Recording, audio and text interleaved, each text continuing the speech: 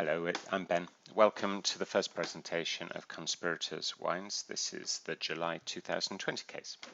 2 whites, 2 reds, no particular order, white wine. Conte, Emo, Capodilista, Ronaldino. Okay, Rolandino is one of his relatives.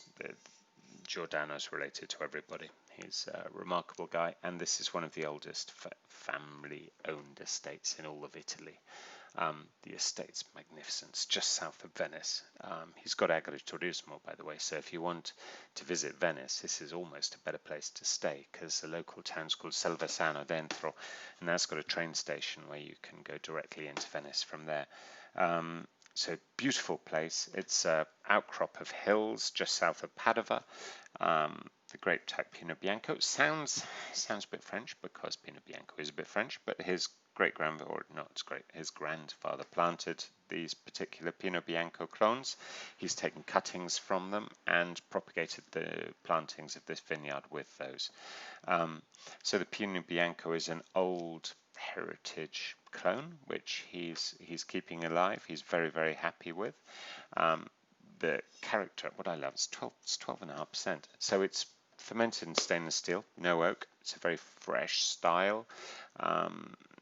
Pinot Grigio has kind of taken over Italy, but I like the sort of lemony, fresh, not quite so neutral flavors. So here you get a little bit more richness. You get a bit more. It's a bit softer. It's a lovely wine.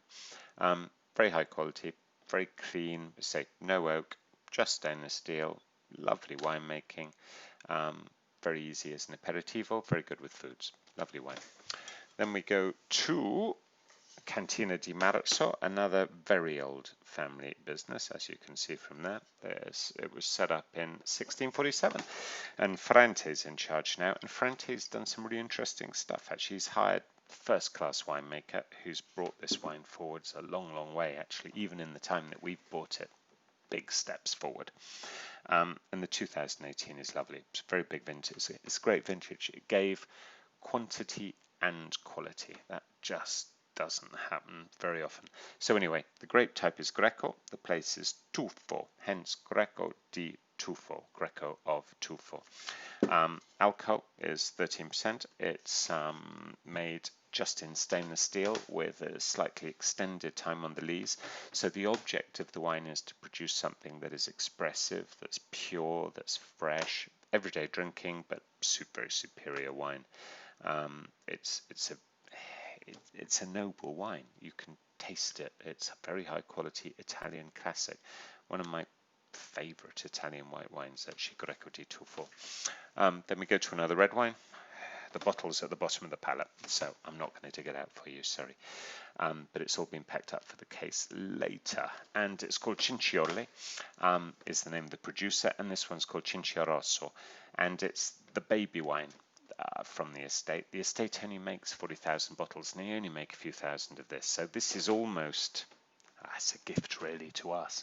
It's based on Sangiovese, but what they wanted to do was not make another Chianti.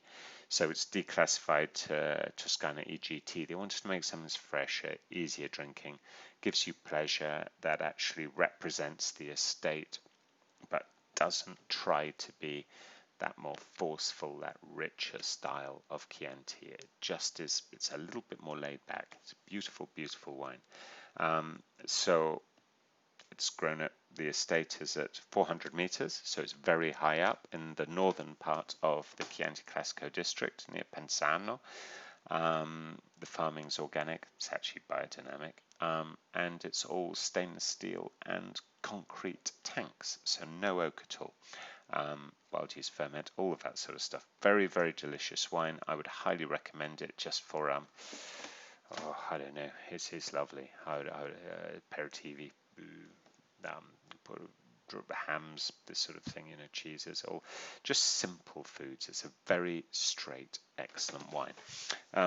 Then we go to Sampietrana. We've done more and more with these guys. And the reason we do a lot with them is they make proper, honest wines from the old grape types, and they're tried and trusted and they work. So Negro Amaro is the base grape, and it's grown on old bush vines, which in a really hot, it's semi-desert down here in Puglia. This is Salento, the southern part. So the best way of growing these vines is really in little bush vines, like little trees.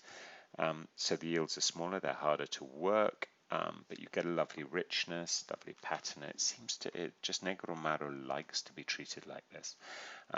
Salice Salentino is the name of the town, and it's one of the original DOCs. So the Salice is in the middle, Salice Salentino around the outside. It's one of the original DOCs. If you think of Puglia, most people think of Primitivo di Mondoria and Salice Salentino. This isn't in the Primitivo area, this is in the Salice Salentino area. And the actual place where it's made, which is called San Pietro, San Pietro is surrounded by Salice Salentino, Brindisi, and Squinzano. So it's almost at the point that those three DOCs meet. All three of them use basically the same grapes. They're all based on Negro Amaro with some Malvasia, maybe some Montepulciano. This one has Montepulciano. And this is aged in old barrels, and it's from 2014, which I like a lot because even though it was a wet vintage compared to many other vintages, down in Puglia it wasn't too bad. It's not as fruit forward, it's not as bombastic. It's a really lovely, restrained, it's an old Gentile wine. It's so easy drinking. It's kind of someone you have chess with or something. It would be great with a game of chess. Lovely, lovely wine. Anyway, thank you for listening. Any questions at all, just give me a shout or send me an email. Do whatever you want to do. And enjoy the wines. Bye.